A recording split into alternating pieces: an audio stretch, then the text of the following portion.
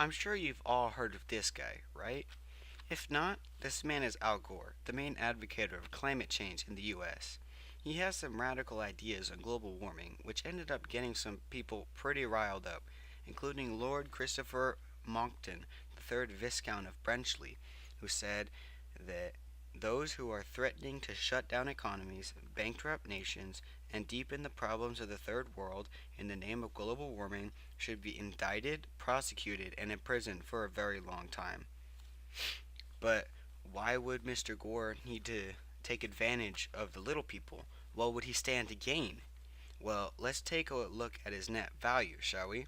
According to The Telegraph, a UK newspaper and online tabloid, Mr. Gore, after quitting mainstream politics in 2004, has raised his net worth from £1.2 million to £60 million, which equates to about $76 million in a little under 12 years. The funny thing about this game, his inconvenient truth speech first appeared in 2006, 2 years into this 12-year period. Funny, isn't it? Obviously, though, this was not his main source of income.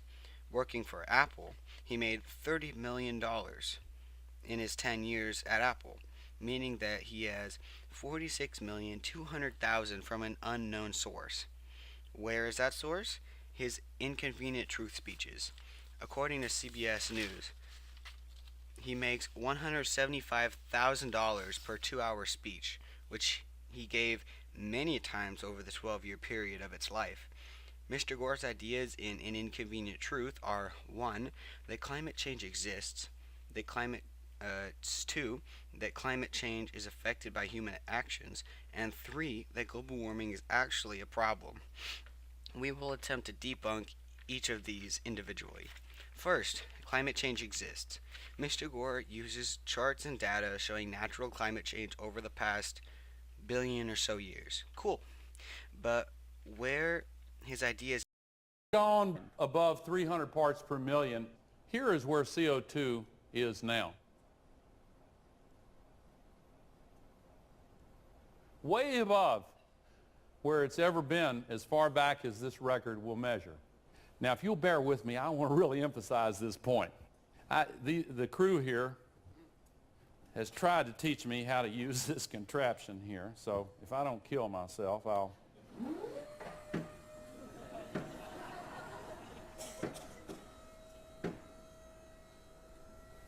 It's already right here. Look how far above the natural cycle this is, and we've done that.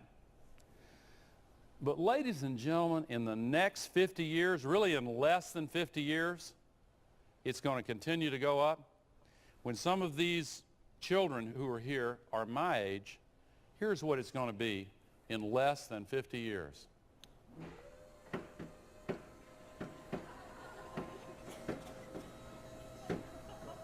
You've heard of off the charts.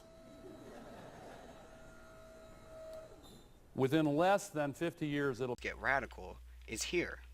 He opens a screen to show the last 4 years, 2000 to 2005, that show how the Earth is, quote unquote, not in its cyclical state anymore. However, in order to assess why this is false, we must first understand how global warming works. First, certain greenhouse gases, carbon dioxide and methane, create the layer of the atmosphere that protects from the sun. When more of this gas fills up the atmosphere, more sunlight is reflected back to the Earth, causing a convectional effect on the Earth's surface, heating up the world. Now that we know how global warming works, we can assess Mr. Gore's idea that climate change exists. From my research of the Inconvenient Truth video, Mr. Gore has used the evidence from only one scientist, his college professor, as well as the fact that this data was collected in one place over time, rather than testing many places for CO2 concentration and heat, a normal scientific practice. Although, as mentioned in the video, the Earth has natural cycles, causing ice ages and melting periods. However, studies have shown that Mr. Gore's estimates, quote unquote, have been off by 800 to 2,000 years. As always, I will leave links in the description as a bibliography for you to see where this came from. Now, another idea put forth by Gore was that CO2 from human activities causes global warming. Period. That's it. But what about before humans? Gore's chart spans far past human use of fossil fuels. What causes these jumps in temperature? Actually, they are caused by disturbances in the amount of intensity of the sun's rays hitting the Earth, all of which happens naturally. On to the next point from Mr. Gore, that climate change is affected by human activities alone. However, this is totally false and totally inaccurate. I've done some math and came up with the following numbers. According to CBS News, the world as a whole produces 38.2 billion tons of CO2 per year.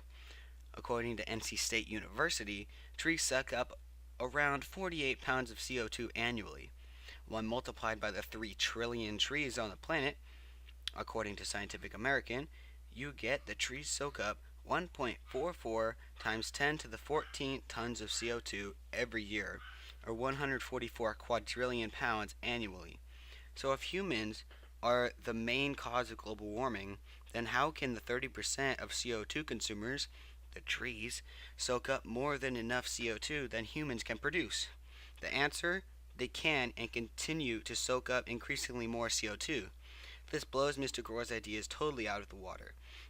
Let's give Mr. Gore the benefit of the doubt here and say that global warming does exist in some form. What causes it if it's not human activity?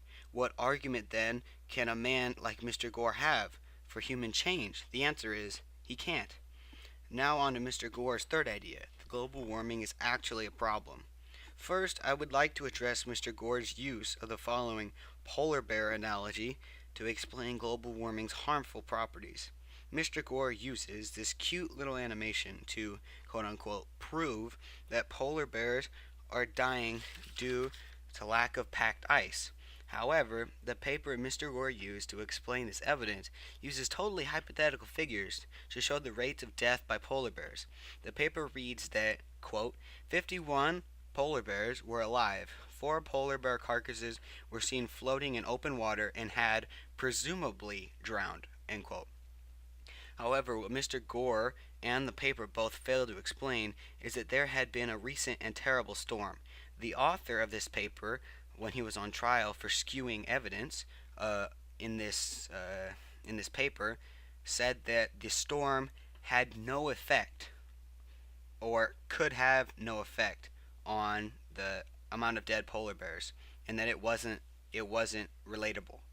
Also, in the same paper, it states that the range a polar bear had to go was more or less 180 kilometers to get to packed ice. However, in 2008, scientists radio collared a polar bear and recorded that it swam 687 kilometers over 9 consecutive days.